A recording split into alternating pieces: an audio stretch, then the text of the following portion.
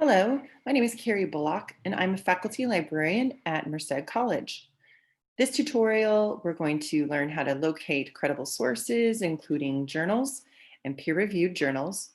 We'll be looking at Google Scholar and library research databases. We'll also hit on APA citation, the 7th edition, and familiarize yourself with some of the databases that are specific to psychology and behavioral health. We do have some dense text, videos, and tutorials that are embedded throughout the guide. So take some time by scrolling through and reading these chunks, these headlines up at the top. So primary and secondary sources, and deciding if your article is scholarly. If you decide to use Google Scholar doesn't denote if the item is peer reviewed or not. So having some criteria to evaluate that article for its quality is helpful. I also want to mention under prepare for lit review, we have this start with background reading. What's linked here are some very helpful library sources. So an encyclopedia, this is a dictionary that provides academic and scholarly definitions of important either figures like Noam Chomsky or insights into vocabulary that might be important to helping you understand a complex topic. Again, these are available through the Merced College Library portal. This behavioral psychology and behavioral health is an excellent resource, and it's a little hidden, so you do need to scroll to that page. But this is also an alphabetical listing, and you can search within the source too. So I'm just going to go and type in abnormal, and it will redirect me to any of the wherever the keyword abnormal pops up. Moving along, I do want to point out the source of Psychological Index. This is a print source. There's an abbreviated version online, but in PsycInfo, this is an EBSCO database. And EBSCO is where you generally think of your reports, conference proceedings, empirical research, meta-analytical research, literature reviews. These are, and magazines as well. The research database has a very wide range of scholarly information. So I do want to point out this APA Thesaurus of Psychological Index terms can be a very helpful way. So if I was looking under abnormal, I can see that there are abnormal psychology, and within this, I might say psychology, mental disorders. These are ways to explore the different vocabulary to say what you want to say. Also, this scope note is helpful. This is a snapshot definition.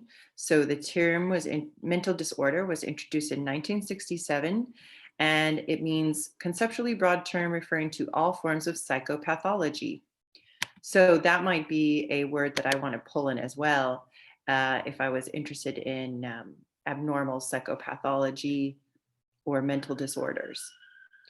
Now, to do my search in using APA, PsycInfo, or any of the EBSCO databases, going to choose databases allows me to select more. We also have a psychology and behavioral sciences collection and the academic search complete. Please do not do select all. It will really bog down your broadband and it just goes very slowly. So from here, if I want to say abnormal psychology, I can go ahead and use some of their predictive text suggestions. What I also want to do with my 46,164 results, I want to do some Boolean operators. I'm going to add quotation marks around my abnormal psychology. And then I'm going to type in the capital A, capital N, capital D. And this narrows my search. I'm going to go ahead and say adolescence. And this would be a good time to pick up a proper spelling. And then search. This does narrow my search. So I've gone from 46,000 to 1,933. Over on the left-hand side, these are where I refine my results. And these are where what called limiters are. If I select full text, it weeds out items that aren't available or maybe just the abstract. And I can also say that I'm interested in scholarly peer-reviewed journals. All right. One last thing, I can always pull up my slider bar here and say, I'm only interested in information within the last 10 years. Generally, when we're talking about science, we're looking for the last 5 to 8 years. I like to give myself just a little bit of wiggle room. Okay, great. To open up the actual article, when I click on the title, it'll take me to the bibliographic record. This provides me all the information that I need to know, including the abstract. The abstract is a summary of the article. It also gives me some of these great subject terms. And these are the labels. This is the metadata that has been applied to this article to describe its aboutness, to describe what this journal is most about.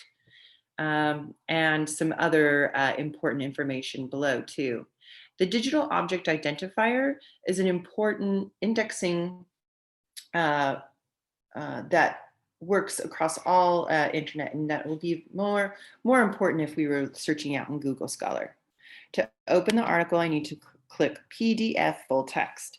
HTML full text or the open access icon work as well. Now to print this article, if I was at home and I wanted to print the article, I would print in this PDF browser screen. Great. If I wanted to print the bibliographic record, I would print over in this little right-hand side.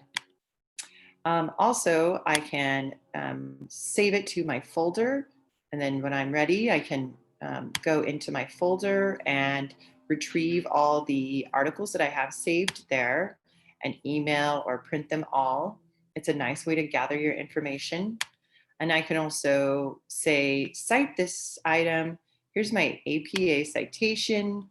And this is something that I can copy and paste into my, either into my email. I could also copy and paste it into my email right here and then email it to myself. And it'll email me a PDF copy of this article.